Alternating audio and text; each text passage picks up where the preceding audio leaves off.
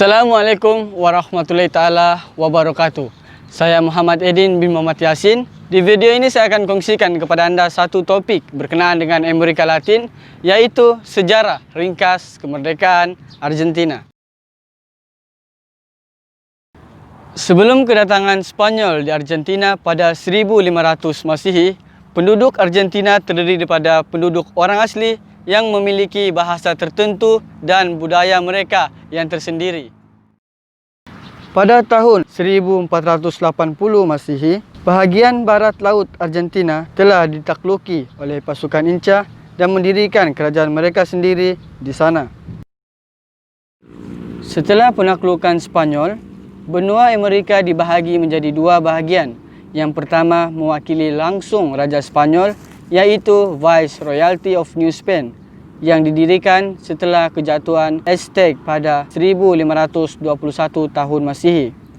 Wilayah yang kedua adalah Viceroyalty of Peru, yang didirikan setelah kejatuhan kerajaan Inca pada 1534 tahun Masehi.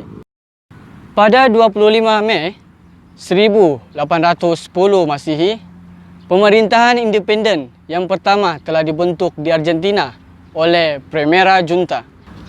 Tugas awalnya adalah untuk mengatur Viceroyalty atas nama Raja Spanyol yang dimakzulkan. Primera Junta dibentuk oleh perwakilan daripada Buenos Aires yang mengirim kabar ke kota-kota lain dalam wilayah koloni untuk mengirimkan perwakilan. Namun, kota-kota utama lainnya menolak untuk mengakui junta yang baru dalam sejarah kemerdekaan Argentina, dan terjadi konflik bersenjata antara pemerintah yang baharu dan para loyalis mahkota Spanyol pada 1810 Masehi.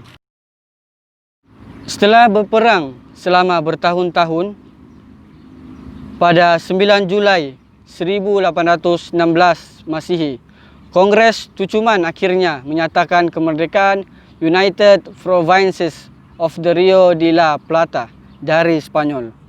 Saat ini, Argentina merayakan kemerdekaannya walaupun perang kemerdekaan Argentina belum mencapai kesimpulan pada tahun 1818 Masehi. Ada dua tokoh penting dalam mencapai kemerdekaan Argentina. Yang pertama adalah José de San Martín dan yang kedua adalah Manuel Belgrano. José de San Martín adalah seorang pahlawan nasional dan Manuel Belgrano pula adalah seorang tokoh Kriolos penting di Buenos Aires. Walaupun sudah menyatakan kemerdekaan, masih ada perang sipil di Argentina selama bertahun-tahun. Mereka pada akhirnya membuat sebuah undang-undang pada tahun 1853 Masehi dan pemerintah nasional yang formal dibentuk pada 1861 Masehi. Sejarah kemerdekaan Argentina dirayakan setiap tanggal 25 Mei setiap tahun, di mana rakyat terus berpartisipasi dalam segala kegiatan untuk memperingatinya. Minggu sebelum 25 Mei tersebut diperingati sebagai peristiwa Minggu Mei, yang mana dikaitkan dengan peristiwa sejak 18 hingga 25 Mei 1810 Masehi, ketika serangkaian kejadian politik memicu revolusi Mei dan pada akhirnya membantu Argentina mendapatkan kemerdekaan dari Spanyol.